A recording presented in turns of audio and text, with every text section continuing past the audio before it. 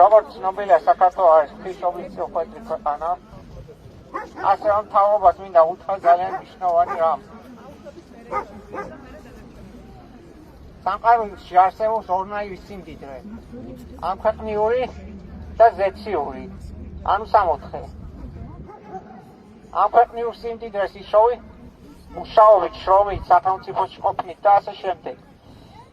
ზეციურ სიმდიდრეს იმით დაიმკვიდრებ, რომ იესო ქრისტე არის შენ ხსნელი, მაგრამ მარტო ეს არ კმარა, რადგან ქრისტე ამბობს, ხალხი თავისი ბადით მადიდებს, მაგრამ მათი გულები შორს არის ჩემგან. ეკლესიაში ხონდად იხართ, მაგრამ ღმერთი და ღვთის საქმე თქვენთვის არის მეათე ხარისხოვანი. რატომ დადიხართ ეკლესიაში და მე თვალთვაქცევით იქცევით? თქვენ ტელევიზიების სპუილებს ავრცელებს ამ წამლებზე და მაყურებელი შეცდომაში შეყავთ.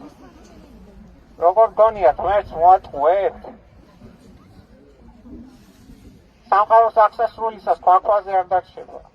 რატომ წირავთ მარადიულ ნეტარებას დროებითი მდიდრული ცხოვრებისთვის?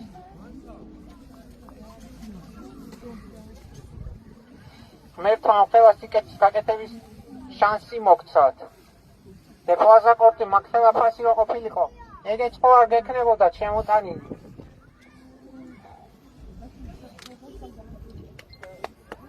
ნუ ხარ დახარბებულები. სიცოცხლეს ვერ იყიდი და ერთთან დაკარგულ დროს დაიბრუნებ. თხოვნელს მიეცით.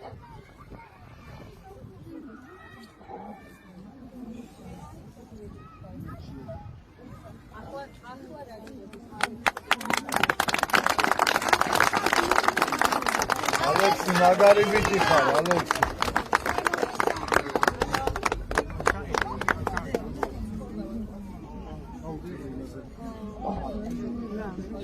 ბავშვებისთვის თუ გული ჩაკეტებ, ქრისტესთვის საერთოდ როგორღა გახსნით გულს?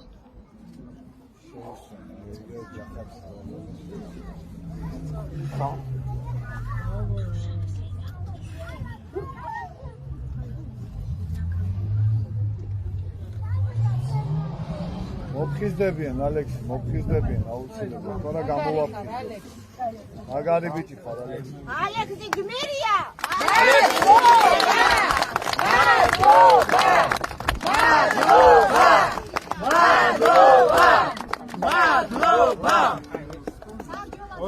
ეს ცხოვრება უაზროა, თუ გაჭირვებულებს არ დაეხმარეთ, ღვთის საქმე არ აკეთე. შეეციეთ ამ ბავშვებს და გაჭირვებულებს, როგორც ჩვენი მაცხოვარი გვასწავლიდა. მე აგიტო არ ესე მშვიდად და წმენით, რადგან ღმერთი არ მიგვაწოვებს. ქრისტეს ყველაზე მეტად ბავშვები უყვარს.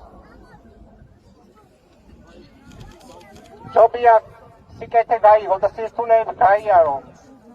ვიდრე ღმერთმა გითხრას არასოდეს გიცნობთ თქვენ.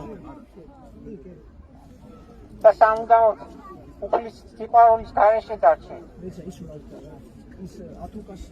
ხალხო ღვთის წყალობით და ძალით ყველაფერი გამოვა, ყველაფერი კარგად იქნება. დიდება ღმერთს, დამალი ბავშვებს.